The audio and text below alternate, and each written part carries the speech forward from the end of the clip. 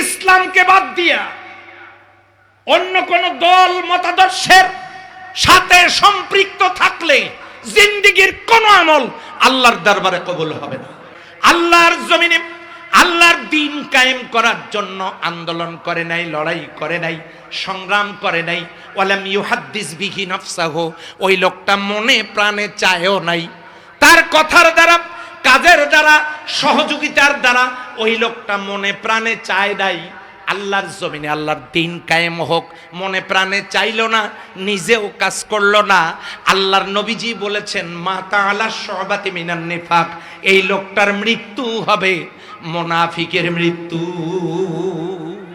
আসসালামু আলাইকুম ওয়া রাহমাতুল্লাহি ওয়া বারাকাতুহু। অন্যান্য ধর্মাবলম্বী যারা বিভিন্ন খান থেকে এই মাইকের আওয়াজের মাধ্যমে সিরাত মাহফিলের আলোচনা শুনছেন, আমরা তাদেরকেও আন্তরিক অভিনন্দন জ্ঞাপন করছি। সম্মানিত ভাই ও বোনেরা, এই মাহফিল, আজকের এই বৃষ্টি ভেজা পরিবেশ, এই জন্য কি আমাদের মনটা খুবই খারাপ? আওয়াজ পাইলাম না। মঞ্চে যারা আছেন তাদেরকে কথা বলা লাগবে না, তারা মেহমান, কথা বললে কষ্ট হবে আমি জানি, তাদের কাছ থেকে জানতে চাচ্ছি না। আপনারা বলুন, আমাদের মন কি খারাপ? আমরা আল্লাহ তাআলার সিদ্ধান্তে আমরা সদা সর্বদা রাজি আছি, প্রস্তুত আছি কিনা? আল্লাহ তাআলার মেহেরবানি, রহমতের বৃষ্টি যা হয়েছে, যতটুকুন পরিবেশ আল্লাহ তাআলা দান করেছেন, এই জন্য মরিবের দরবারে কালিমাতুশ শুকর আদা করি। বগুড়ার একটা ঐতিহ্যবাহী এলাকা সেন্ট্রাল ঈদগাহ মাঠে আজকের এই মাহফিল থেকে আমরা মহান রব্বে করিমের দরবারে সুজুদ ও শুকরিয়া পেশ করছি। সবাই বলছি আলহামদুলিল্লাহ। একটু আওয়াজ দিতে পারা যায় কিনা? জবান খুলে বলুন আলহামদুলিল্লাহ। রব্বানা লাকাল হামদ হামদান কাসীরান তাইয়্যিবান মুবারাকান ফীহি। সম্মানিত ভাই ও বোনেরা, কোরআনুল কারীম বিশ্ব মানবতাকে একটু আলোকিত সুবহে সাদেক উপহার দেওয়ার জন্য আল্লাহ সুবহানাহু ওয়া তাআলা এই জমিনে নাজিল করেছেন, যখন সুদ, ঘুষ, দুর্নীতি, অশ্লীলতা, বেহায়াপনা, চুরি, ডাকাতি, ধর্ষণ, জেনা, ব্যভিচারী, নারী নির্যাতন, মদ, জীবন্ত কন্যা সন্তানকে কবরস্থ করা, মানুষকে হাতে গলায় দড়ি লাগায়া বাজারে নিয়ে গিয়ে বিক্রি করা, এমন একটি যুগ আমরা ইসলামের ইতিহাসে পড়েছি। জবান খুলে আওয়াজ দিয়ে বলুন তো, সেই যুগের নাম কি? এই আয়ামে জাহিলিয়া যুগে এমন কোনো পাপাচার, অনাচার, অন্যায়, অবিচার ছিল না সেই সমাজে, যা সংগঠিত হতো না। এই মানুষগুলোকে একটি আলোকিত পথ দেখাবার জন্য মহান আল্লাহ রব্বুল আলামিন এই দানবতায় পরিপূর্ণ মানুষগুলোকে মানবতায় পরিপূর্ণ করবার জন্য সেই জেহালাতের অন্ধকারে মা আমেনার কোল জুড়ে যাকে প্রেরণ করলেন, তিনি সৈয়দুল মুরসালিন, সরকারে দো আলম, আশরাফুল আম্বিয়া ওয়াল মুরসালিন মুহাম্মদুর রাসূলুল্লাহ সাল্লাল্লাহু আলাইহি ওয়াসাল্লাম। আল্লাহ তাআলা তাকে জন্ম দিলেন সেই জেহালাতের অন্ধকারে পরিপূর্ণ একটি সমাজ ব্যবস্থায় মা আমেনার কোল জুড়ে। মায়ের পেটে থাকতেই যিনি বাবাহারা, জীবনও কখনো অট্টহাসি দিতে পারেননি, কারণ সে অট্টহাসি হাসবার মতো পরিবেশে তিনি বেড়ে ওঠেননি। তিনি মাকেও হারিয়েছেন ছোট্টবেলা। আল্লাহ রাব্বুল আলামিন তাকে এতিম বানালেন। পৃথিবীর কোনো এতিম যাতে এই অভিযোগ করতে না পারে আমার হৃদয়ের ব্যথা তিনি বুঝবেন না, যার বাবা মা বেঁচে আছে। সর্বকালের একজন সেরা এতিম আল্লাহ তাআলা তাকে বানিয়ে দুনিয়ার সমস্ত এতিমদের দুঃখ বুঝবার, বেদনা বুঝবার সুযোগ আল্লাহ তাকে দিয়ে দিলেন, যাতে এতিমদের কোনো কষ্ট না থাকে, দুঃখ বুঝবেন না এমন কোনো অভিযোগ না থাকে। আল্লাহ সুবহানাহু ওয়া তাআলা সেই নবীকে মুহাম্মদুর রাসূলুল্লাহ সাল্লাল্লাহু আলাইহি ওয়াসাল্লামকে শৈশব কৈশোর থেকে বড় করালেন। পৃথিবীর কোন সংগঠক যাতে এ কথা বলতে না পারে, সংগঠন করা পরিচালনা করা কত কষ্টের, এটা নবীজি বুঝবেন না। আল্লাহর নবী তিনি শৈশবের শেষেই যৌবনের পদার্পণে তিনি হিলফুল ফজুল নামক সংগঠন তৈরি করেছেন। জন্মগ্রহণের পর 17 বৎসর পর্যন্ত তিনি মক্কার অলিতে গলিতে বেড়ে উঠলেন সমাজের অসঙ্গতিগুলো দেখে। এই অসঙ্গতি দেখে বড় হলেন, চেষ্টা করলেন সমাজ থেকে পাপাচার, অন্যাচার, অন্যায়, অবিচার নির্মূল করা যায় কিনা। কিন্তু 17 বছরের এই প্রচেষ্টায় তিনি সমাজের একটি পাপের দরজাও বন্ধ করতে পারলেন না। 17 বৎসর বয়সে তিনি হিলফুল ফুজুল নামক সংগঠন গড়ে তুললেন, যা দিয়ে 23 বৎসর পর্যন্ত তিনি চেষ্টা চালালেন মক্কার অলিতে গলিতে, জাজিরাতুল আরবে, গোটা আরব ভূখণ্ডে তিনি চেষ্টা চালালেন। দীর্ঘ 23 বছর চেষ্টা করেও সমাজের একটি অসঙ্গতিও তিনি নির্মূল করতে পারলেন না। জীবন থেকে চলে গেল 40টি বছর, অথচ একটি পাপের দরজাও বন্ধ হলো না। তিনি আরবের অতি নিকটে গারে হেরা জাবালে নূর, সেখানে তিনি এই সমাজকে, ঘূর্ণিঝড় ধরা সমাজকে কিভাবে ভালো করা যায়, তিনি সেখানে গবেষণা করতে থাকলেন। কোনো একদিন নীরব নিথর নিস্তব্ধ রজনী, চারিদিক থেকে যখন ঝিঝি পোকার ডাক ছাড়া অন্য কোনো শব্দ কানে আসছে না, এমন একটা সময় লাইলাতুল কদরের রাত্রে নীরব নিথর সেই নিস্তব্ধ রজনীতে আল্লাহ রব্বুল আলামিন জিবরিল আমিনকে পাঠিয়ে দিয়ে নবুয়ত এবং রিসালাত দিয়ে তাকে ধন্য করলেন। আওয়াজ দিয়ে বলেন সুবহানাল্লাহ। সমাজ বিনির্মাণের জন্য তাকে দেওয়া হলো একটি সুন্দর কারিকুলাম, একটি সিলেবাস তাকে দেওয়া হলো, তাকে বানানো হলো নবী এবং রাসূল সাল্লাল্লাহু আলাইহি ওয়াসাল্লাম। এরপরে তিনি দাওয়াতে দ্বীনের মিশন নিয়ে মাঠে নেমে পড়লেন। এই দুনিয়ার কোন বক্তা যাতে কথা বলতে না পারেন যে মানুষকে আল্লাহর দ্বীন বোঝানো, সমাজ সভ্যতা, রাষ্ট্র গঠন বোঝানো কত কঠিন, এটা নবীজি বুঝবেন না, এ কথা যেন বলতে না পারেন। বিশ্বের শ্রেষ্ঠ দাঈ তাকে বানানো হলো, যিনি ছিলেন আল্লাহর আকাশের নিচে জমিনের উপরে সবচাইতে শ্রেষ্ঠ দাঈ। আওয়াজ দিয়ে বলেন আল্লাহু আকবার। দাওয়াতের কাজে বিরোধিতা শুরু হয়ে গেলে তাকে বানানো হলো একজন যোদ্ধা, সাহসী যোদ্ধা। পৃথিবীর কোন যোদ্ধা, পৃথিবীর কোন সেনাপতি, পৃথিবীর কোন কমান্ডার ইন চিফ যেন এ কথা বলতে না পারেন সেনাবাহিনী পরিচালনা করা, যুদ্ধ পরিচালনা করা এবং লড়াই বিজয় লাভ করা কত কঠিন, এটা নবীজি বুঝবেন না, যেহেতু তিনি কোনো যুদ্ধ পরিচালনা করেন নাই। আল্লাহর নবী তার জীবদ্দশায় 27টা যুদ্ধের নেতৃত্ব দিয়েছেন, একটি যুদ্ধেও তিনি পরাজয় বরণ করেন নাই। এরপরে আল্লাহ রাব্বুল আলামিন তাকে বানালেন রাষ্ট্রপ্রধান। পৃথিবীর 228টা রাষ্ট্র বর্তমান, পৃথিবীর কোন রাষ্ট্রপতি যাতে এ কথা বলতে না পারে যে রাষ্ট্র পরিচালনা কথা কত কষ্ট, কত কঠিন, কত ঝামেলাপূর্ণ কাজ। নবীজি রাষ্ট্র পরিচালনার কি বুঝবেন, তিনি তো রাষ্ট্রপতি ছিলেন না। অথচ আল্লাহ তাআলার ইচ্ছায় আল্লাহর হাবিব সাল্লাল্লাহু আলাইহি ওয়াসাল্লাম এমন একটা রাষ্ট্রের প্রেসিডেন্ট নির্বাচিত হওয়ার পর তিনি ঘোষণা করলেন, খায়রুল কুরুনি করনি, সর্বশ্রেষ্ঠ যুগ হলো আমার যুগ। চিল্লায়া বলেন সুবহানাল্লাহ। বিশ্বনবী সাল্লাল্লাহু আলাইহি ওয়াসাল্লাম এতিম, সংগঠক, দাঈ, বক্তা, এরপরে তিনি যুদ্ধের ময়দানের সেনাপতি, তিনি রাষ্ট্রপতি, সফল পিতা, সফল স্বামী, সফল গার্ডিয়ান, সফল সমাজসেবক। জীবনের এমন কোন দিক এবং বিভাগ নেই যেখানে আল্লাহর হাবিব সাল্লাল্লাহু আলাইহি ওয়াসাল্লাম আমাদের আদর্শ না। তিনি চেষ্টা করেছেন কোরআন নাজিলের পর থেকে 23টি বছর, এই 23 বছরে বিগত 40 বছরে যা হলো না, মাত্র 23 বছরে কোরআন নাজিলের পর সমাজ থেকে সমস্ত অন্যায় দূরীভূত হয়ে একটি আলোকিত সমাজ ব্যবস্থা কায়েম হলো। আল্লাহর জমিনটা জান্নাতের টুকরায় পরিণত হলো, বসবাস উপযোগী একটি সমাজ তৈরি হলো এবং মানুষে মানুষে আর কোনো ভেদাভেদ থাকলো না কোনো জুলুম, অন্যায়, অবিচার।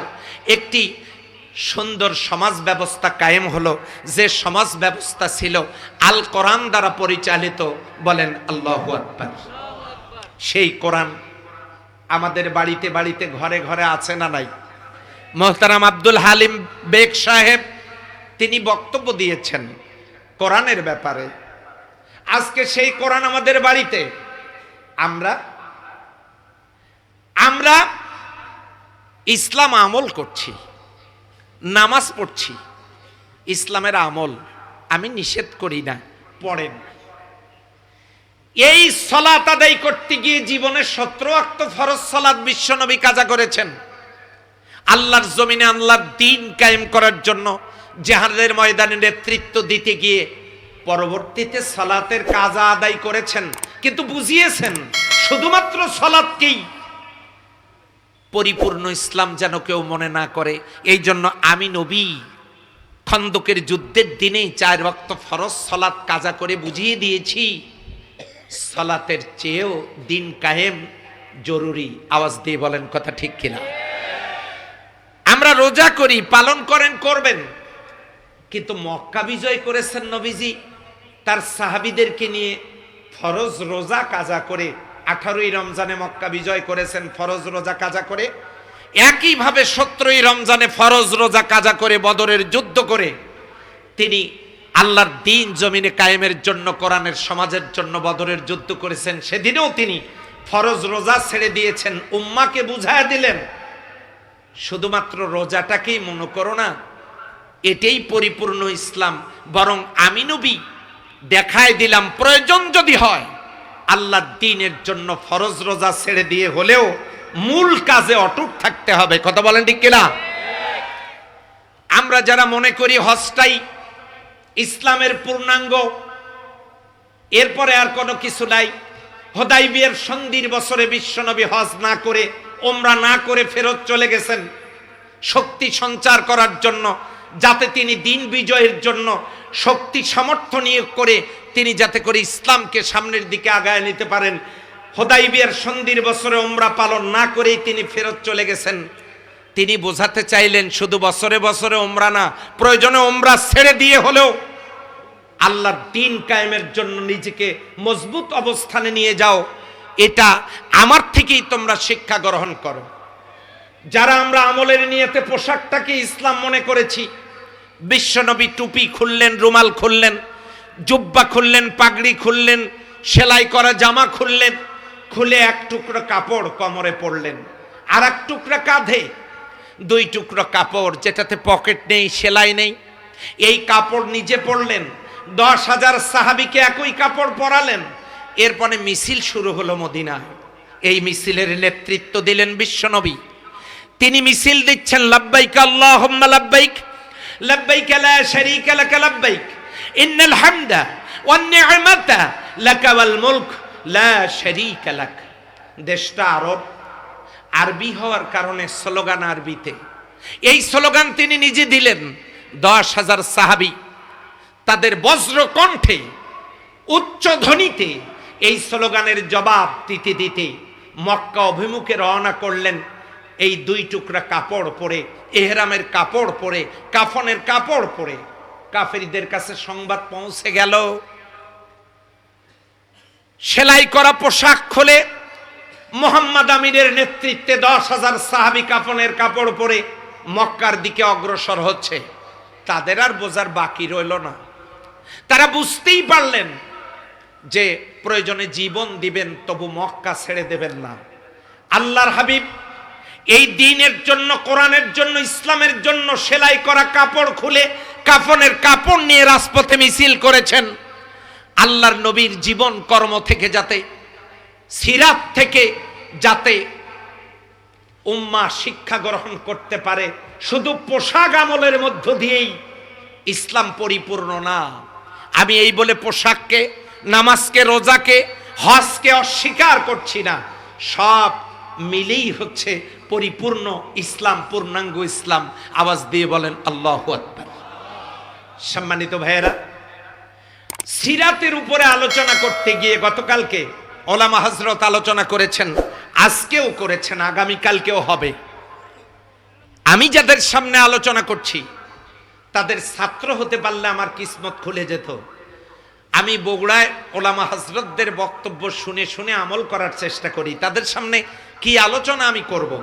কোরআনুল কারীমের সূরা সফ থেকে একটি আয়াত আপনাদের সামনে তেলাওয়াত করেছি। সহিহ মুসলিম থেকে একটি হাদিস নিয়ে এসেছি সম্পূরক।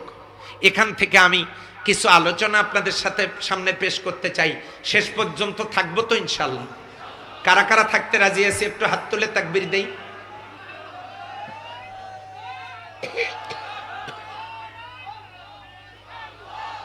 জি আলহামদুলিল্লাহ। ভেজা পরিবেশের স্লোগানের আর কত আওয়াজ হবে? তবে আমাদের এলাকায় এত দুর্বল স্লোগান তাকবীর হয় না, কারণ আমি ওই জায়গার লোক। বাংলাদেশের এই দ্বিতীয় স্বাধীনতার যার রক্তে টকবক করে যে স্বাধীনতা দ্বিতীয়বারে অর্জিত হয়েছে, সেই জমিন, সেই রংপুরের পীরগঞ্জের আবু সাইদ। এই আবু সাইদের আমার থানায়, আমার এলাকার শহীদ, যিনি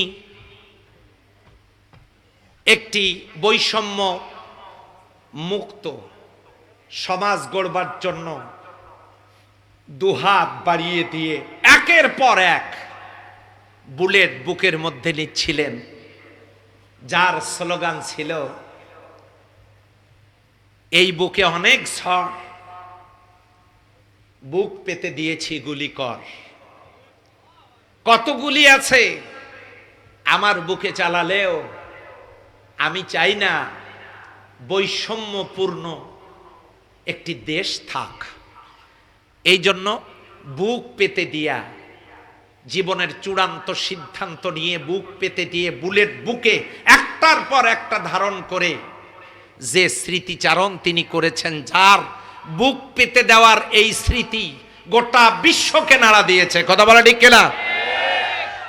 সেই এলাকার মানুষ আমি, অনেক দুর্বল মানুষ। এই জন্য আমার সাথে একটা তাকবীর দেন, দেখি এটা আরশে আজিম পর্যন্ত আমরা পৌঁছায় দিতে পারি কিনা আল্লাহর ইচ্ছায়। নারায়ে তাকবীর। আলহামদুলিল্লাহ।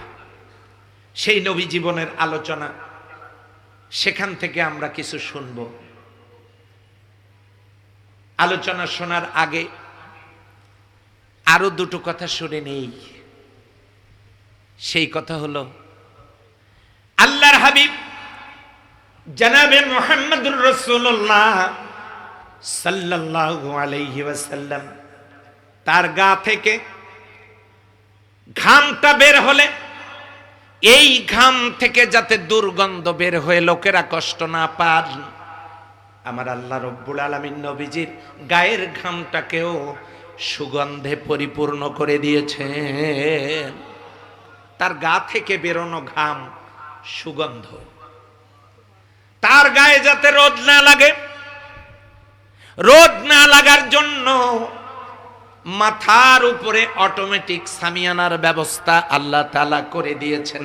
একটা মেঘমালা সব সময় তার মাথার উপরে ছায়া বিস্তার করত, যাতে করে আল্লাহর হাবিব রোদের ভিতরে কষ্ট না পান। আপনার আমার নবী মুহাম্মদুর রাসূলুল্লাহ সাল্লাল্লাহু আলাইহি ওয়াসাল্লাম, তিনি যদি শুকনা মরা খেজুরের গাছে হাত লাগাতেন, তাজা খেজুর সেখান থেকে পড়তো। বাচ্চাবিহীন উটনির দুধের বাটে যদি হাত লাগাতেন, দুধ আসতো। এরপরে তিনি যদি বলেছেন হ্যাঁ, পৃথিবীবাসীর জন্য তা হালালে পরিণত হয়ে যেত। তিনি যদি বলেছেন না, বিশ্ববাসীর জন্য তা হারাম হয়ে যেত। তিনি যদি আঙ্গুল উঁচু করতেন, আকাশের চাঁদ পর্যন্ত দ্বিখণ্ডিত হয়ে যেত। তিনি যদি জমিন থেকে পা উঁচু করতেন, এই পা রব্বে করিম আল্লাহ রব্বুল আলামিনের আরশ আজিম পর্যন্ত পৌঁছে যেত। বলেন সুবহানাল্লাহ। এত যার শান, এত যার মান, এত যার মর্যাদা, তার শরীরের ঘাম দুর্গন্ধ আল্লাহ সইতে পারেন না। মাথার উপরে মেঘমালা, রোদের কষ্ট সইতে পারেন না। এখন প্রশ্ন হলো, তায়েফের ময়দানে তিনি মার খেয়ে পড়ে থাকলেন অজ্ঞান হয়ে, উহুদের ময়দানে রক্তাক্ত, তাহলে উহুদের ময়দানে আল্লাহর হাবিব রক্তাক্ত, তায়েফের ময়দানে মার খেয়ে পড়ে থাকলেন, এটা আল্লাহ কেমনে সইলেন? কেন? আল্লাহর হাবিব রক্তাক্ত, যে আল্লাহ সইতে পারেন না নবীর শরীর থেকে ঘামের দুর্গন্ধ বেরোক, যে আল্লাহ সইতে পারেন না তার মাথার উপরে রোদ পড়ুক, কিন্তু সেই নবীজি মার খাচ্ছেন কাফেরদের হাতে, তিনি মার খেয়ে রক্তাক্ত হয়ে পড়ে আছেন। আল্লাহ তাআলা এটা সহ্য করলেন কেমনে? নিশ্চয়ই এখানে একটা প্রশ্ন এসে যায় না যায় না? কথা বলেন। আমরা এটি জানবো আজকের আলোচনা থেকে, কেন তিনি ফেরেশতা পাঠালেন না, কেন তিনি কাফেরদেরকে সঙ্গে সঙ্গে নেস্তেনাবুদ করে দিলেন না, কেন তিনি কাফেরদেরকে নির্মূল করলেন না, ধ্বংস করে দিলেন না। তাহলে আল্লাহ কি চেয়েছিলেন নবীজি মার খাক? তাহলে কি কেন এই অবস্থাটা হইল, আমরা সেখান থেকে আলোচনা শুনবো ইনশাআল্লাহ। আমরা সবাই মিলে পড়ে নেই। আউযু বিল্লাহি মিনাশ শাইতানির রাজীম। বিসমিল্লাহির রাহমানির রহিম। বিতাড়িত মুরতাদ শয়তান থেকে আল্লাহর দরবারে আত্মরক্ষা করছি, দয়াময় আল্লাহর নামে শুরু করছি সূরা সাফ। নবী করিম সাল্লাল্লাহু আলাইহি ওয়াসাল্লামের মাদানী জিন্দেগিতে সূরাটা অবতীর্ণ। মোট আয়াত 14, রুকু 2টা। সেখান থেকে একটি মাত্র আয়াত আমি আপনাদের সামনে তেলাওয়াত করেছি, আয়াতের নাম্বার 9। আল্লাহ সুবহানাহু ওয়া তাআলা বলছেন, হুয়াল্লাযী আরসালা রাসূলাহু বিল হুদা ওয়া দীনিল হক লিইয়ুযহিরাহু আলাদ দীনি কুল্লিহি ওয়ালাউ কারিহাল মুশরিকুন। আল্লাহ তাআলা বলছেন, হুয়া মানে তিনি, আল্লাযী যিনি, আরসালা প্রেরণ করেছেন, রাসূলাহু তার রাসূল, হু মানে মুহাম্মদুর রাসূলুল্লাহ সাল্লাল্লাহু আলাইহি ওয়াসাল্লামকে যিনি প্রেরণ করেছেন, বিল হুদা হেদায়েত দ্বারা, ওয়া দীনিল হক এবং দীনি হক কমপ্লিট জীবন ব্যবস্থা ইসলাম দিয়ে, কোরআন দিয়ে। কেন? What is the cause? কারণটা কি? নবীকে প্রেরণ করা হলো কি জন্য? আমরা নবীজির জন্মের ইতিহাস শুনি, আমরা নবীজির মেরাজের ইতিহাস শুনি, আমরা নবীজির দেহের বর্ণনা শুনি, আমরা নবীজির মুআজিজার বর্ণনা শুনি, আমরা নবীজির পোশাকের বর্ণনা শুনি, আমরা নবীজির মিসওয়াকের বর্ণনা শুনি, শুনবো, শুনেছি, শুনবো, কোনো অসুবিধা নাই। কিন্তু আমাদের মনে হয় এই বিষয়টাই বেশি আলোচিত হওয়া দরকার। নবীকে নবী হিসেবে প্রেরণের উদ্দেশ্য কি? আস্তে করে বলেন, ঠিক কিনা? এটি আমাদের আলোচনায় আসা দরকার। কেন তাকে প্রেরণ করা হলো, কি কারণে? আল্লাহ রাব্বুল আলামিন বলেন, নবীকে এই জন্য প্রেরণ করা হয়েছে, লিইয়ুযহিরাহু আলাদ দীনি কুল্লিহি ওয়ালাউ কারিহাল মুশরিকুন। আল্লাহ রাব্বুল আলামিন বলেন, তাকে প্রেরণ করার কারণ হলো লিইয়ুযহিরাহু আলাদ দীনি কুল্লি, অন্যান্য মতাদর্শ, জীবন ব্যবস্থা, দল মত, অন্যান্য সকল মতাদর্শের উপরে, আন্দোলন সংগঠন, রাজনীতির উপরে দিনকে জাহির করার জন্য, বিজয় করার জন্য, দিনকে বিজয় করবার জন্য, সকল মতাদর্শের উপরে আল্লাহর দিনকে বিজয়ী করার জন্য আল্লাহ রব্বুল আলামিন তাকে সত্য দিন আর হেদায়েত দিয়ে নবী করে এই জমিনে পাঠিয়েছেন। আওয়াজ দিয়ে বলেন সুবহানাল্লাহ। নবীজি আমলটাকে কিভাবে করলেন? আমরা আমল কিভাবে করছি?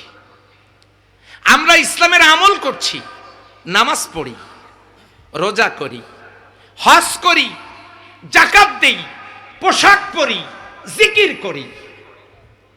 আমরা কেউ কেউ ইসলামটাকে ঢুকে দিয়েছি শুধু নামাজের ভিতরে। হাত কোথায় বাঁধবো? বুকে না নাভিতে? আমিন জোরে বলবো না আস্তে বলবো? রফা আদায় করবো না করবো না? দল্লিন হবে না জল্লিন হবে? এরপরে ফরজ সালাতের পরে দোয়া করব কি করব না? এরপরে আমরা দল্লিন বলবো না জল্লিন বলবো? গোটা ইসলামটাকে ঢুকায় দিয়েছি কেউ কেউ নামাজের ভিতরে, আবার কেউ কেউ গোটা ইসলামটাকে ঢুকায় দিয়েছি মসজিদের ভিতরে, আবার কেউ কেউ গোটা ইসলামটাকে ঢুকায় দিয়েছি খানকার ভিতরে, আবার কেউ কেউ গোটা ইসলামটাকে ঢুকায় দিয়েছি পোশাকের ভিতরে, কেউ কেউ ঢুকায় দিয়েছি এই ইসলামটাকে বিভিন্ন দরবারে।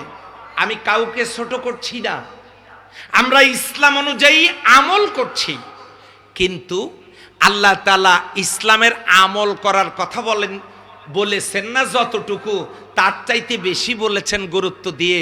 আকিমুস সালাত যেমন ফরজ, আকিমুদ্দিনও তো তেমনি ফরজ। কথা বলেন তো ঠিক কিনা? সম্মানিত ভাইয়েরা, আমার মা বোনেরা খুব মনোযোগ দিতে হবে। আমরা সালাত কায়েম করো, সালাত কায়েম করি, সালাত পড়ি, কায়েম তো নেই, সালাত পড়ি, কিন্তু আকিমুদ্দিন, দিন কায়েম করো, কোরআনের সমাজ রাষ্ট্র কায়েম করো, এই ব্যাপারে আমরা নীরব। তার মানে আমরা ইসলাম পালন করব কিন্তু ইসলাম কায়েম করব না। সম্মানিত হাজিরিন, আল্লাহ তাআলা তার নবীজিকে প্রেরণ করেছেন অন্যান্য সকল মতাদর্শের উপরে দিনকে বিজয়ী করবার জন্য। এই কথাটাকে আমরা যখন মানুষের সামনে বুঝাতে গেছি যে পরিপূর্ণ ইসলাম কায়েম করতে হবে, তখনই আমাদের শীর্ষস্থানীয় নেতৃবৃন্দকে ফাঁসির দড়িতে ঝুলিয়ে হত্যা করা হয়েছে। তামাম পৃথিবীর শ্রেষ্ঠ, অন্যতম শ্রেষ্ঠ সম্পদ বর্তমান শতাব্দী, অন্যতম শ্রেষ্ঠ সম্পদ আল্লামা সাইদি রাহিমাহুমুল্লাহ, তাকে নির্মমভাবে হত্যা করা হয়েছে। আলেম ওলামাদেরকে নির্দয়ভাবে কারাগারে নিক্ষেপ করা হয়েছে। অথচ পরিপূর্ণ ইসলাম, এই কথাটা আমরা এতদিন পর্যন্ত বলে আসছি, কিন্তু আমরা এটা বুঝাইতে পারি নাই, বুঝাইতে পারছি না। কারণ কি? কারণ হলো, একটা উদাহরণ দিলেই বুঝবেন। এক লোক মনে বড় আশা, বাচ্চাদেরকে বড় মাছ খাওয়াবেন, বড় মাছ কেনার তার টাকা নাই। তিনি করেছেন কি, হাটে ওই বড় বড় মাছ কেটে টুকরো টুকরো করে পিস করে বিক্রি করে না করে না আপনাদের এলাকায়? করে। উনি সেখান থেকে ওজন করে কিছু মাছের পিস কিনে নিয়ে এসেছে। ছোট বাচ্চারা তাকে জিজ্ঞাসা করেছে এইটা কি? বাবা বলেছে এটা মাছ। বাচ্চারা শুনেছে, খেয়েছে। আবার কিছুদিন পরে উনি ওই বড় মাছের পিস কিনে নিয়ে এসেছেন। তখন বাচ্চারা জিজ্ঞাসা করেছে এটা কি? যে মাছ। বাচ্চারা এই মাছের পিস দেখে খেতে খেতে বড় হয়েছে। আল্লাহ তাআলা তাকে একদিন টাকা দিয়েছেন, সেই টাকা দিয়ে তিনি বড় একটা মাছ কিনে তিনি বাজার থেকে বাড়িতে গেছেন। বাচ্চারা দৌড় দিয়ে এসে বলছে বাবা এটা কি? বাবা বলছে মাছ। ছেলেরা তখন বলছে না, এটা তো মাছ না, মাছ মানে তো টুকরা, মাছ মানে তো পিস, মাছ মানে তো চাকা, মাছ মানে তো খণ্ড, আমরা তো জানি মাছ সেইটা, এটা কোন মাছ? বাবা বলছে যে এই মাছটাই হলো আসলে মাছ, এটা পরিপূর্ণ মাছ, এইটা কাটলেই পিস হয়, টুকরা হয়, খণ্ড হয়, এইটা কাটলেই হয়, এটা হলো পরিপূর্ণ, এইটার অংশ এর আগে যেগুলো এনেছিলাম সেইটা। সন্তানরা আর মোটেও মেনে নিচ্ছে না, তারা মাছ বলতে ওটাকেই বুঝেছে। আমরা ইসলাম বলতে মসজিদগুলোতে, বিভিন্ন খানকায়, মাক্তাবে, বিভিন্ন জায়গায় ইসলাম বলতে আমরা বুঝিয়েছি নামাজ ইসলাম, রোজা ইসলাম, হজ ইসলাম, যাকাত ইসলাম, পোশাক ইসলাম, জিকির ইসলাম, এগুলো আমরা বুঝাইছি। এখন যখন আমরা বলতে গেলাম আল ইয়াউমা আকমালতু লাকুম দীনাকুম ওয়া আতমামতু আলাইকুম নি'মাতি ওয়া রাদিতু লাকুমুল ইসলাম, আমরা যখন কমপ্লিট ইসলাম বুঝাইতে গেলাম, এই ইসলামের মধ্যে রাজনীতি আছে, সমাজনীতি আছে, শিক্ষানীতি আছে, সংস্কৃতি আছে, অর্থনীতি আছে, ব্যবসা বাণিজ্য আছে, পরিবার নীতি আছে, রাষ্ট্রনীতি আছে, সব আছে। এই ইসলামের মধ্যে ইবাদত বন্দিগি আছে, পোশাক আছে, কৃষ্টি, কালচার, তাহজিব, তামাদ্দুন সব আছে এই ইসলামের ভিতরে। আল্লাহ তাআলা এই ইসলামকে কায়েম করার কথা বলেছে। এই কথা বলার পর মুসলমান মায়ের ঘরে জন্ম নেওয়ার পরেও এক শ্রেণীর মুসলিম নামধারী লোক যারা আমাদের বিরোধিতা করে, কথা বলেন ঠিক কিনা? শুধু বিরোধিতাই না, এই ইসলাম যাতে সমাজে কায়েম হতে না পারে এই জন্য যারা মানুষের তৈরি করা মতাদর্শ নিয়ে রাজনীতি করে, তারা সিদ্ধান্ত নিল ইসলাম যারা কায়েম করতে চায় তাদেরকে আগাতে দেয়া যাবে না। সাংস্কৃতিক কর্মীরা চিন্তা করলো ইসলামী সংস্কৃতি চালু হইলে আমাদের এই অপসংস্কৃতি এগুলো তো মানুষ দেখবে না, কাজেই তাদেরকে আগাতে দেয়া যায় না। ইসলামী শিক্ষা চালু হলে নৈতিকতা বিবর্জিত শিক্ষা ব্যবস্থা তো থাকবে না। এই যারা শিক্ষা সিলেবাস তৈরি করেন তারা তার বিরোধিতা করলো, রাষ্ট্র সরকার বিরোধিতা করলো। ইসলাম কায়েম হলে আমি তো ইসলামী রাষ্ট্রের ঝাড়ুদার হওয়ারও যোগ্যতা রাখি না, তারা বিরোধিতা করলো। এমনি করে করে সবাই যার যার অবস্থান থেকে পরিপূর্ণ ইসলাম কায়েমের অন্তরায় হয়ে দাঁড়ালো। ইসলামী সমাজ যারা কায়েম করতে চায় তাদের বিরুদ্ধাচারণ করা শুরু করে দিল। কিন্তু আল্লাহ রাব্বুল আলামিনের কালামের দিকে লক্ষ্য করুন। আল্লাহ রাব্বুল আলামিন বলেন লিইউযহিরাহু আলাদ-দীনি কুল্লিহি ওয়ালাউ কারিহাল মুশরিকুন। আল্লাহ বলছেন মানুষের তৈরি করা মতাদর্শের উপরে, অন্যান্য দল মতের উপরে, যা ইসলাম সমর্থিত নয় এমন মতাদর্শের উপরে দিন বিজয়ী করার দায়িত্ব দিয়ে আপনাকে প্রেরণ করা হয়েছে। আপনি মহান দায়িত্ব দিয়ে আল্লাহ তাআলা আপনার নবীজিকে জমিনে প্রেরণ করলেন, কিন্তু তাকে মার খাওয়ালেন কেন? তাইফের ময়দানে তার উপরে জুলুম চলল কেন? তিনি কেন উহুদের ময়দানে আহত? তার আহত হওয়ার সংবাদে তাকে যখন উহুদ পর্বতে নিয়ে যাওয়া হচ্ছে, একটা গুহার ভিতরে একটু বিশ্রামের জন্য, গোটা উহুদ পর্বত কাঁপতেছিল। আল্লাহর হাবিব সাল্লাল্লাহু আলাইহি সাল্লাম বললেন উসবুত ইয়া উহুদ, হে উহুদ তুমি থেমে যাও। ফাইন্না আলাইকা নাবিয়াল্লাহ ওয়াস সিদ্দিক ওয়াস শাহিদাইন, তুমি থেমে যাও, কাঁপাকাঁপি করো না। তুমি কি জানো না তোমার উপরে এখন আল্লাহর নবী, একজন সিদ্দিক, দুইজন শহীদ। পরবর্তীতে সিদ্দিক হলেন হযরত আবু বকর সিদ্দিক রাদিয়াল্লাহু তাআলা আনহু, শহীদ হইলেন হযরত ওমর রাদিয়াল্লাহু তাআলা আনহু, হযরত আলী রাদিয়াল্লাহু তাআলা আনহু। দুইজন শহীদ এবং একজন সত্যবাদী এবং একজন আল্লাহর নবী তোমার উপরে, তুমি কাঁপাকাঁপি বন্ধ করো। এই কথা শুনে উহুদ পর্বত থেমে গেল। যে নবীর মায় উহুদ পর্বত পর্যন্ত কান্না করতেছিল, কাঁপতেছিল, দয়াময় আল্লাহ আপনার সেই দয়ার নবী তিনি রক্তাক্ত। তিনি রক্তাক্ত হলেন কেন? আপনি তো তাকে নবী করে প্রেরণ করেছেন, মহান দায়িত্ব দিয়েছেন, রাসূল বানিয়েছেন, তাকে মার খাওয়ালেন কেন? আমার ভাইয়েরা, আমার মা বোনেরা, এবারে লক্ষ্য করুন, বিশ্বনবী তিনি যদি শুকনা খেজুরের গাছে হাত দিতেন, তাজা খেজুর সেখান থেকে আসতো। বাচ্চাবিহীন উটনির বাটে হাত দিলে দুধ বেরিয়ে আসতো। গায়ের ঘাম সুগন্ধে পরিপূর্ণ ছিল, মাথার উপরে রোদ লাগতো না, মেঘমালা ছায়া দিত। এত কিছু মর্যাদা মর্তবা যেখানে, এত মুজিজা যেখানে, এত সম্মান ইজ্জত যেখানে, ওয়ারাফা'না লাকা যিকরাক, এত সম্মান ইজ্জত যার, তাকে আল্লাহ মার খাওয়ালেন কেন? এই গুরুত্বপূর্ণ জায়গায় আমাদেরকে একটু খুব গভীরে যেতে হবে। সেটা হলো এই কারণে তাকে মার খাওয়ানো হলো। আল্লাহ ইচ্ছা করলে তাকে কাফেরেরা মারতে পারত না, ফেরেশতা দিয়ে সবাইকে শেষ করে দেয়া যেত, কিন্তু তাকে মার খাওয়ানোর কারণ হলো আপনাকে আমি যে জন্য প্রেরণ করেছি, লিইউযহিরাহু আলাদ্দীনি কুল্লি, মানুষের তৈরি করা মতাদর্শের উপরে দিন বিজয়ের যে মিশন দিয়ে আপনাকে প্রেরণ করেছি, এই মিশন নিয়ে ময়দানে নেমে পড়ার পর কাফের মুশরিকদের মনের ভিতরে জ্বালা যন্ত্রণা শুরু হয়ে যাবে। আপনি যা চাইবেন আমি আপনাকে দিব। গায়ের ঘামের সুগন্ধ হয়তো চাইছেন, দিয়েছি। মাথার উপরে মেঘমালা হয়তো চেয়েছেন, দিয়েছি।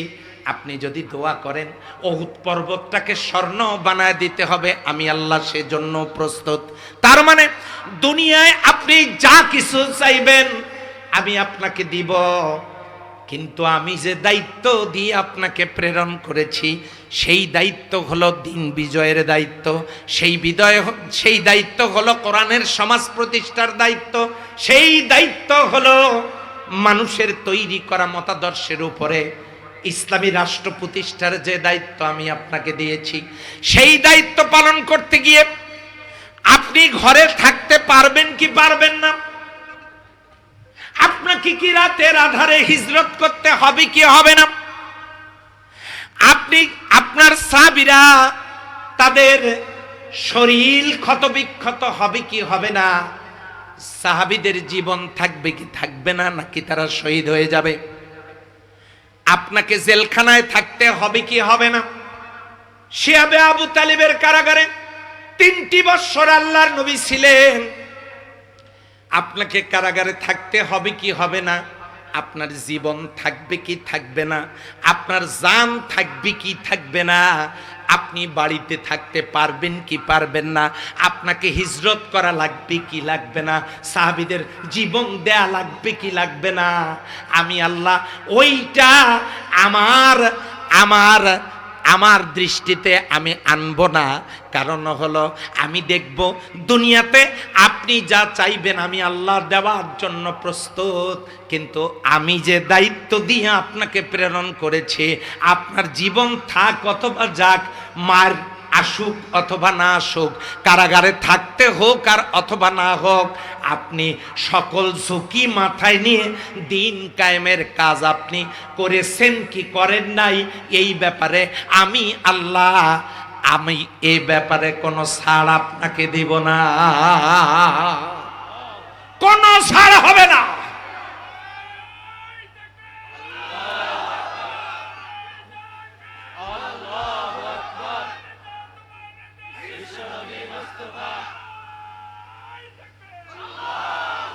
বিশ্বনবীকে দুনিয়ার সব নিয়ামত আল্লাহ দিতে চেয়েছেন, মার খাওয়ানোর কারণ হলো এখান থেকে যাতে নবীর উম্মতেরা শিক্ষা গ্রহণ করতে পারে, যার আগের এবং পরের সকল গুনাহ মাফ, আসিমাতুল আম্বিয়া, সকল নবীগণ মাসুম, যাদের জিন্দেগিতে কোনো গুনাহ নাই।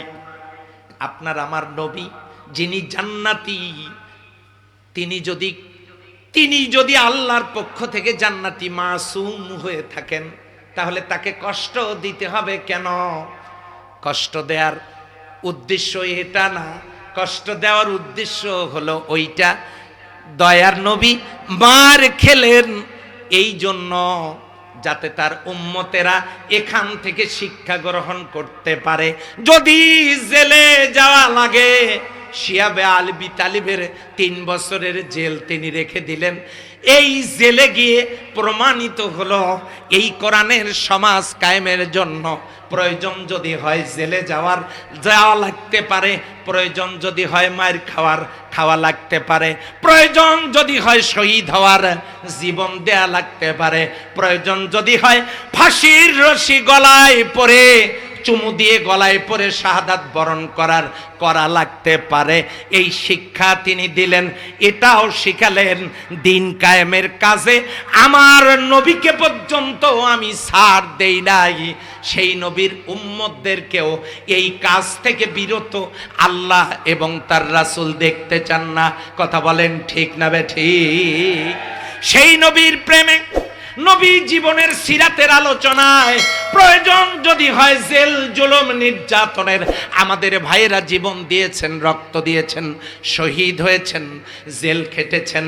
আবারও যদি কখনো আল্লাহর দিন কায়েমের জন্য এই রকম পরীক্ষা দিতে হয়, আজকের এই ময়দানে সেন্ট্রাল ঈদগাহ মাঠের মাহফিলে কারা কারা রাজি আছেন? 2 হাত তুলে দেখা দেয়।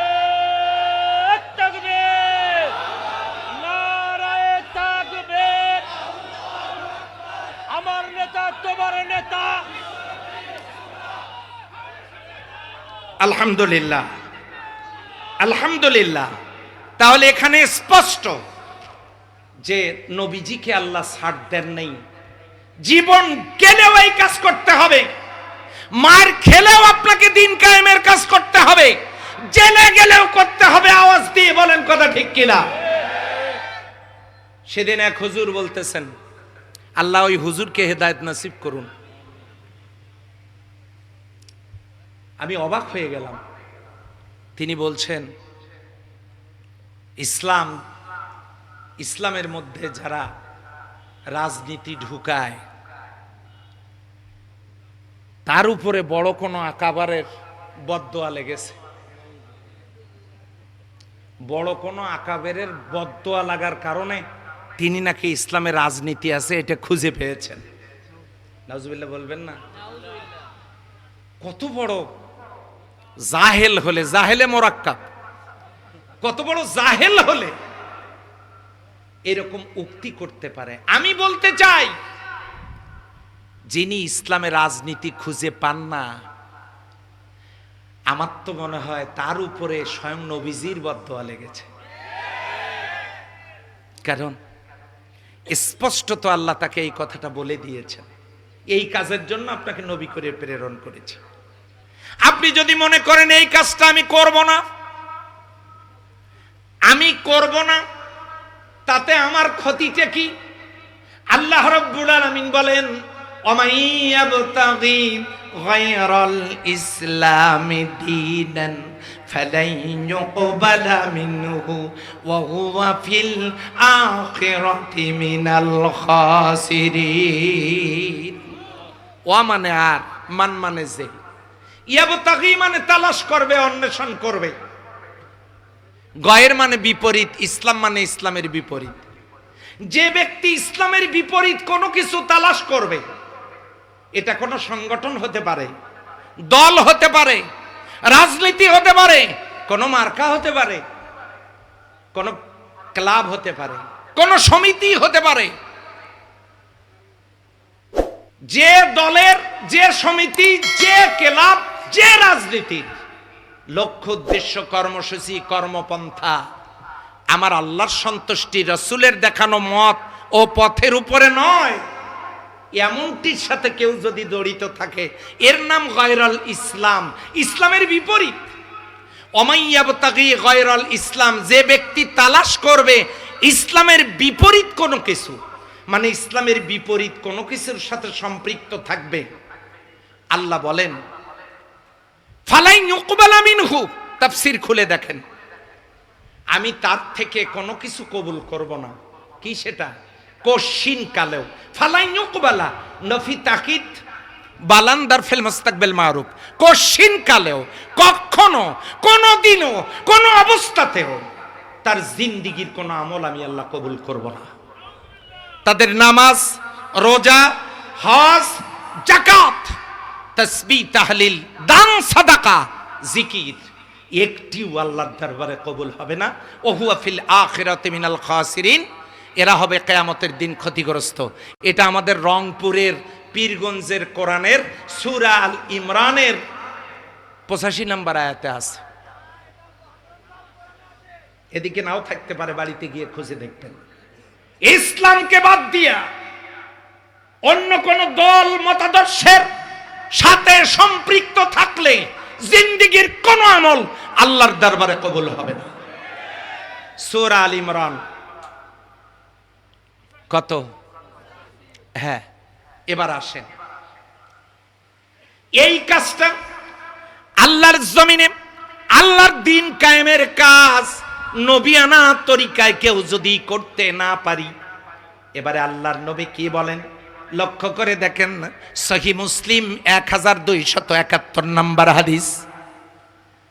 আন আবি হুরায়রা রাদিয়াল্লাহু তাআলা আনহু قال قال رسول الله صلى الله عليه وسلم من مات ولم يغزو ولم يحدث نفسه به مات على الشعبة من النفاق।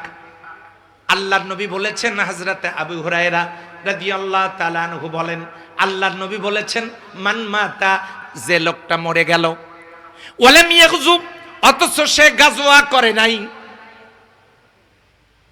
নফি জিহাদ, লাম ইয়াগজু, যে ব্যক্তি গাজওয়া করে নাই, ওয়ালাম ইয়াগজু, গাজওয়া মানে যুদ্ধ করে নাই, আন্দোলন করে নাই, লড়াই করে নাই, সংগ্রাম করে নাই, আল্লাহর জমিনে আল্লাহর দ্বীন কায়েম করার জন্য আন্দোলন করে নাই, লড়াই করে নাই, সংগ্রাম করে নাই, ওয়ালাম ইউহাদ্দিস বিহি নাফসাহু, ওই লোকটা মনে প্রাণে চায়ও নাই, তার কথার দ্বারা, কাজের দ্বারা, সহযোগিতার দ্বারা ওই লোকটা মনে প্রাণে চায় নাই আল্লাহর জমিনে আল্লাহর দ্বীন কায়েম হোক, মনে প্রাণে চাইলো না, নিজেও কাজ করলো না, আল্লাহর নবীজি বলেছেন মাতা আলা শুবাতি মিনান নিফাক, এই লোকটার মৃত্যু হবে মুনাফিকের মৃত্যু।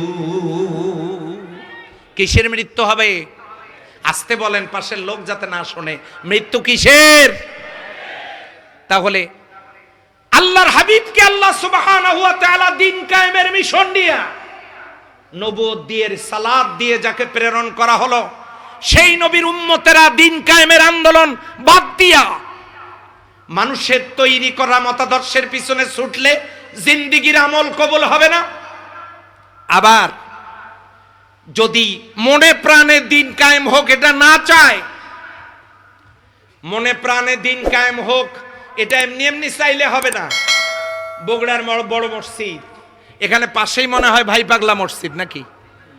বগুড়ার বড় মসজিদের পাশ দিয়ে যাওয়ার সময় কেউ যদি আপনারা বলেন মসজিদ আল্লাহর ঘর, এখানে মানুষ ইবাদত বন্দিগি করে, নামাজ পড়া ভালো, বহু সওয়াবের কাজ, নামাজ পড়লে জান্নাতে যাওয়া যাবে, অথচ লোকটা নামাজ পড়ে না।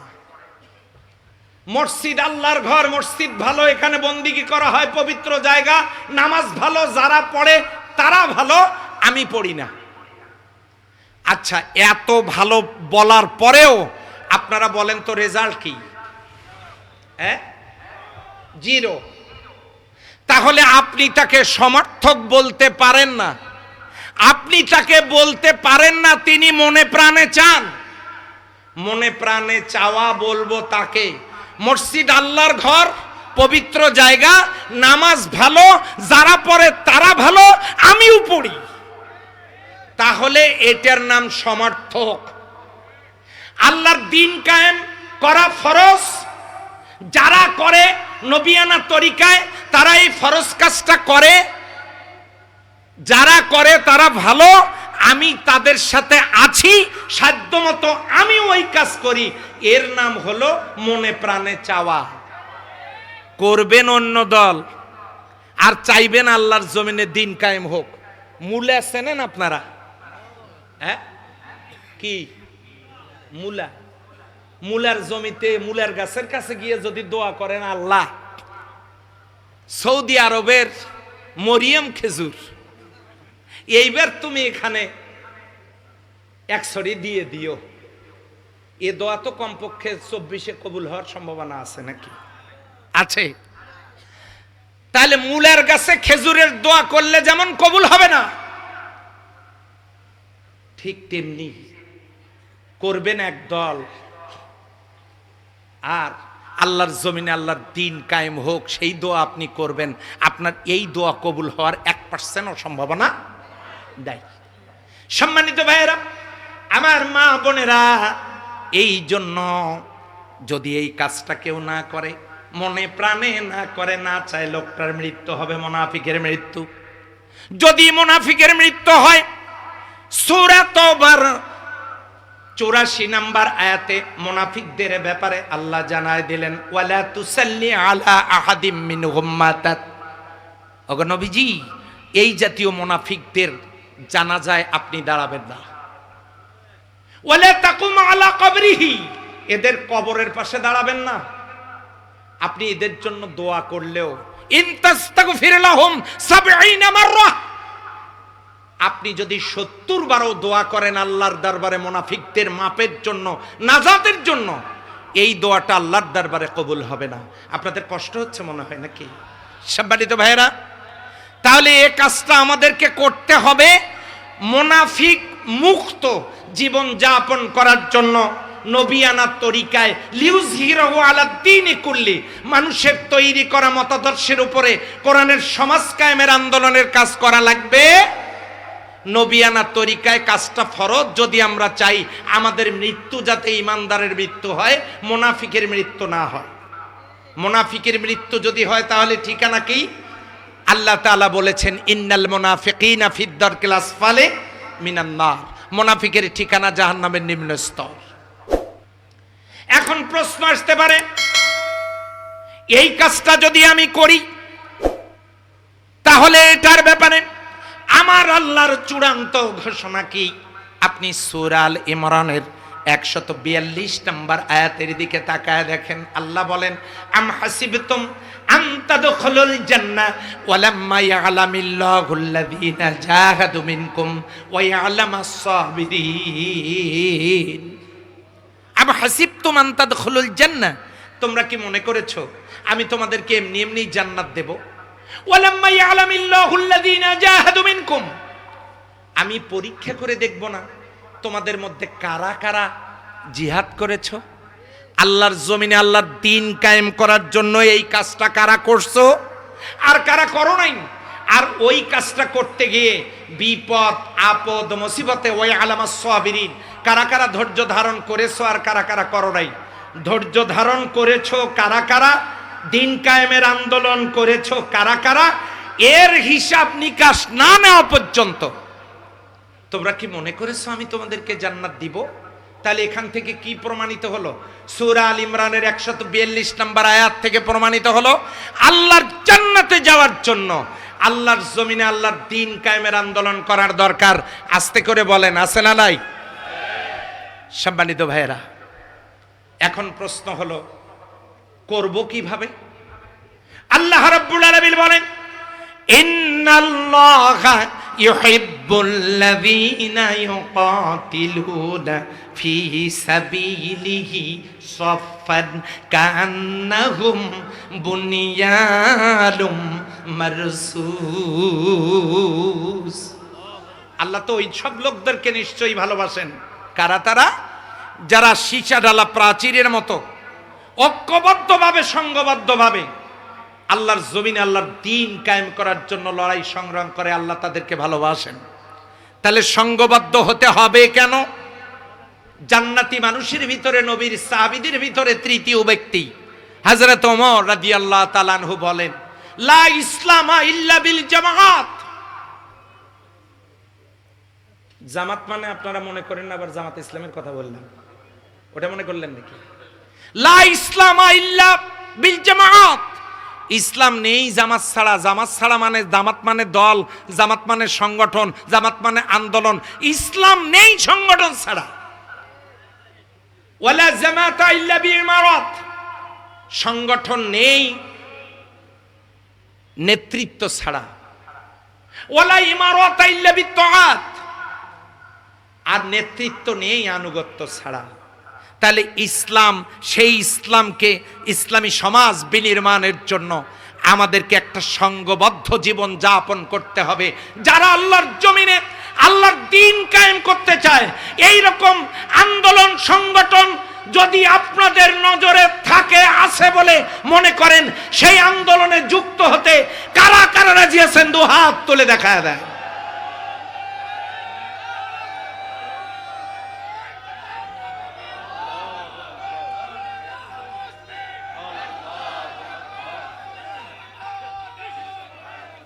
আলহামদুলিল্লাহ, আলহামদুলিল্লাহ। এখন প্রশ্ন আসতে পারে, সেই আন্দোলন, লড়াই, সংগ্রাম করতে গেলে লাগবেটা কি? আল্লাহ বলেন, সেই আন্দোলন, লড়াই, সংগ্রাম করতে গেলে ওয়াতুজাহিদুনা ফি সাবিলিল্লাহি বিআমওয়ালিকুম ওয়া আনফুসিকুম যালিকুম খায়রুল লাকুম ইন কুনতুম তা'লামুন। সেই আন্দোলন করতে গেলে, লড়াই সংগ্রাম করতে গেলে দুটো জিনিস লাগবে। দুটো জিনিসের প্রথম নাম্বার হলো মাল দেওয়া লাগবে, অর্থ খরচ করা লাগবে। দুই নাম্বার, প্রয়োজন যদি হয় জানটা দেওয়া লাগবে। এখন প্রশ্ন আসতে পারে, জান দেওয়া বলতে আজকেই কি বাড়িতে গিয়ে আত্মহত্যা করব নাকি? না, সেটা হলো, জান দেওয়ার অর্থ হলো পাঁচটা। জোরে বলেন কয়টা? এক নম্বরে জান দেওয়ার অর্থ হলো সময় দেয়া। জান দেওয়ার অর্থ হলো আপনার যে মেধা, যোগ্যতা, সার্টিফিকেট, চেয়ার, পাওয়ার, ক্ষমতা, এগুলোকে আল্লাহর জন্য বিনিয়োগ করা। জান দেওয়ার অর্থ হলো স্ত্রী, পুত্র, পরিবার, পরিজন, সন্তান, সন্ততিগুলোকে আল্লাহর দ্বীনের পথে উদ্বুদ্ধ করা। জান দেওয়ার অর্থ হলো আপনার যে শান, মান, মর্যাদা আল্লাহ রব্বুল আলামিন দান করেছেন, এগুলোকে আল্লাহর জন্য কোরবানি দেয়া। জান দেওয়ার অর্থ হলো জীবনের সকল কাজ আল্লাহর সন্তুষ্টির জন্য করা। বলেন সুবহানাল্লাহ। এখন প্রশ্ন আসতে পারে, এই কাজটা করতে গেলে কোনো মুসিবত, বিপদ, আপদ আছে না নাই? আমরা তো দেখি অনেক মুসিবত, অনেক বিপদ। হ্যাঁ, একটু পরীক্ষা আছে। কি সেই পরীক্ষা? আল্লাহ রব্বুল আলামিন জানায় দিলেন, ওয়ালা নাবলুওয়ান্নাকুম বিশাইইম মিনাল খাউফি ওয়াল জুউ ওয়া নাকসিম মিনাল আমওয়ালি ওয়াল আনফুসি ওয়াত থামারাত ওয়া বাশশিরিস সাবিরিন আল্লাযীনা ইযা আসাবাতহুম মুসিবাতুন ক্বালু ইন্না লিল্লাহি ওয়া ইন্না ইলাইহি রাজিউন। এই পরীক্ষাগুলো আমি তোমাদের কাছ থেকে নিব।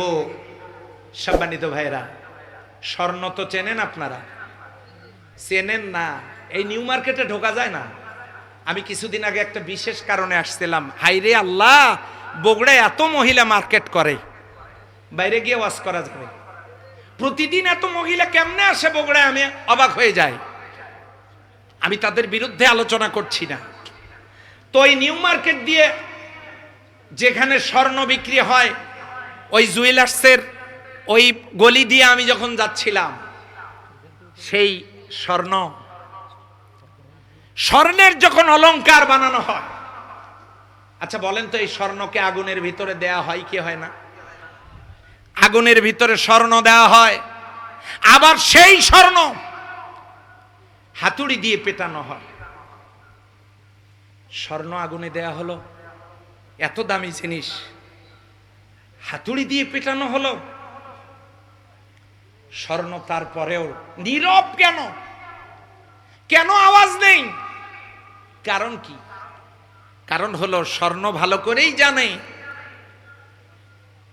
বরের আগেই কোন সেই সুন্দরী তরুণী, ষোলকলায় পরিপূর্ণ যৌবন ছটা কাজল কালো আখি, মায়া ভরা চোখ, এমন কাউকে যদি আমি পেতে যাই, আমি যদি কোনো মেয়ের হাত ধরতে চাই, অর্থাৎ হাতের বালা, আমি যদি কোনো মেয়ের গলা ধরতে চাই, তার মানে গলার মালা, আমি যদি কোনো মেয়ের মাথায় আদর দিতে চাই তাহলে সিতিপাটি, কানে হাত লাগাতে চাই দুল, নাকে হাত লাগাতে চাই ফুল, এক কথায়। আর আমি যদি কোমরের বিছা হয়ে থাকতে চাই তাহলে ওই বিয়ের আগে ওই মহিলার তার স্বামী তার হাতে হাত রাখার আগেই ওই কনের শরীর দখলের জন্য আমাকে তো এতটুকু কষ্ট করতেই হবে, আমাকে একটু মায়ের খেতে হবে, আমাকে একটু আগুনে যেতে হবে, আর এর বিনিময়েই না আমি ওই সুন্দরী রমণীর শরীরে শোভাবর্ধন করতে পারবো, তার শরীরে জায়গা করে নিতে পারবো। তাহলে স্বর্ণ এত কষ্ট স্বীকার করার কারণ একটু পরেই সে তার সেই সুন্দরী রমণীর শরীরে সে জায়গা করে নিতে পারবে। আমরা যারা সেই কোরআনের সমাজ কায়েমের আন্দোলন করব, একটু কষ্টের পরীক্ষায় পাশ করেই তো আমরা আল্লাহর জান্নাতের অসংখ্য নাজ নিয়ামত, হুর গেলমান, কত উপহার আমার আল্লাহ রব্বুল আলামিনের আমাদের জন্য প্রস্তুত করে রেখেছেন। তিনি এগুলো পাওয়ার জন্য একটুখানি কষ্ট স্বীকারের পরীক্ষায় উত্তীর্ণ হওয়া দরকার নয় কি? বলেন, উত্তীর্ণ হওয়া দরকার নয় কি? এই জন্যই তো ফাঁসির রশিতে গলায় চুমু দিয়ে, ফাঁসির রশি গলায় পরে মহান রবের সাথে মোলাকাত করার জন্য আল্লাহর কিছু বান্দা যারা অস্থির হয়েছিলেন, যাদেরকে ধরে নিয়ে যাওয়া লাগে নাই ফাঁসির মঞ্চে, যারা নিজ উদ্যোগে পায়ে হেঁটে হেঁটে ফাঁসির মঞ্চে গিয়ে উঠেছেন, ফাঁসির রশিতে চুমু দিয়ে গলায় পড়েছেন, কারণ একটু পরেই তারা মহান রবের সাথে মোলাকাত করবেন। সম্মানিত হাজিরিন, আর এই পরীক্ষায় পাশ করে চূড়ান্ত সফলতা অর্জনের জন্য আল্লাহর হাবিব শিয়াবে আবু তালিবের জেলখানায় যেতে, উহুদের ময়দানে মার খেতে, তায়েফের ময়দানে নির্যাতিত হতে, সাহাবাজমাইনগণ জীবন দিতে, যুগে যুগে আল্লাহর কোরআনের সমাজ কায়েমের আন্দোলনের কর্মীরা নিজের জীবনকে বিলিয়ে দিতে মোটেও কৃপণতা করেননি। এ জমিন চায় উর্বরতা শক্তি বৃদ্ধি পাক। সেই উর্বরতা শক্তি বৃদ্ধি পাবে তখন কোরআনের সমাজ প্রতিষ্ঠার আন্দোলনের কর্মীদের ঘাম এবং রক্ত জমিনে মিশে যাবে যখন। এই ত্যাগ ও কোরবানির বদৌলতে পৃথিবীর জমিন হয়েছিল জান্নাতের টুকরা, সুখের ফলগুধারা ছড়িয়ে পড়েছিল বিশ্বময়, আলোকিত সমাজ ব্যবস্থা যেখানে ছিল না কোনো বৈষম্য। সেই বৈষম্য বিরোধী একটি সমাজ বিনির্মাণের জন্য আমরা যারা সিরাতের আলোচনা শুনছি, আমাদেরকেও এগিয়ে আসতে হবে। জীবনের সকল কঠিন পথ পাড়ি দিয়ে আল্লাহর প্রিয় বান্দারা যেমন চেষ্টা করে কোরআনের সমাজ কায়েম করেছেন মানবতার সুখ শান্তির জন্য, সেই কোরআন ঘরে মাদ্রাসায় মসজিদে সুরক্ষিত সংরক্ষিত সেই কোরআন দিয়ে সমাজ যদি আমরা চালাতে পারি, একবিংশ শতাব্দীতে আমরাও দেখতে পারবো একটি আলোকিত সুবহে সাদিক। সেই সিরাতেল মাহফিল থেকে, নবী জীবনী থেকে এই আলোচনাটুকুন শোনার মাধ্যমে আসুন আমরা সূরা সফের 9 নম্বর আয়াত থেকে, যে কারণে নবীজিকে প্রেরণ করা হলো, তাকে যেমন কাফের মুশরিকরা তাদের হৃদয়ের জ্বালা যন্ত্রণার কারণে নবীর উপরে আক্রমণ চালিয়েছে, তারপরেও নবী এবং তার সাহাবীদেরকে স্তব্ধ করা যায় নাই, ঠিক তেমনি হাজারো ষড়যন্ত্র চলবে, এখনো চলছে, হয়তো চলবে। সকল ষড়যন্ত্রের পথ পাড়ি দিয়ে একটি আলোকিত সুবহে সাদিকের জন্য আমরাও আমাদের ত্যাগ ও কোরবানির নজরানা উপস্থাপন করে আল্লাহর জমিনে আল্লাহর দ্বীন কায়েম করার মধ্য দিয়েই সিরাতের এই আলোচনাকে বাস্তব জীবনে প্রতিফলন ঘটাবো। এই প্রত্যয় নিয়ে আমরা যদি যেতে পারি বাড়িতে, পরিবারগুলোকে সিরাতের আলোচনার এই দাওয়াতটুকু পৌঁছায় দিয়া আমরা সবাইকে দেখেছি। সব দল দেখা শেষ, আল কোরআনের বাংলাদেশ এই স্লোগান দিয়ে পরিবারগুলোকে যদি কোরআনের আলোয় আলোকিত করতে পারি, কেরাতুল কোরআন, তেলাওয়াতুল কোরআন, ফাহামুল কোরআন, ইকামাতুল কোরআন, আমালুল কোরআন, আমরা যদি এই কোরআনকে বানাতে পারি তবেই দুনিয়া এবং পরকালে মিলবে অবারিত রহমত, আল্লাহ তাআলার করুণা এবং পরকালে নাজাত। আল্লাহর কাছে সেই নাজাত এবং কবুলিয়াতের দরখাস্ত পেশ করেই আজকের দ্বিতীয় দিনের আলোচনার পরিসমাপ্তি ঘটাতে যাচ্ছি। একসাথে হাত তুলব। আল্লাহ তাআলা আমাদের সকলকে, আমি সহ, আমি আপনাদেরকে নসিহা করছি না, আমি নিজেকে নসিহা করছি। আসুন আমরা সবাই পঠিত আয়াতের আলোকে জীবন সাজাই। আল্লাহ আমাদের কবুল করুন, আমিন। সুবহানাকাল্লাহুম্মা ওয়া বিহামদিকা আশহাদু আল্লা ইলাহা ইল্লা আনতা আস্তাগফিরুকা ওয়া আতুবু ইলাইক। ওয়া আসসালামু আলাইকুম ওয়া রাহমাতুল্লাহ।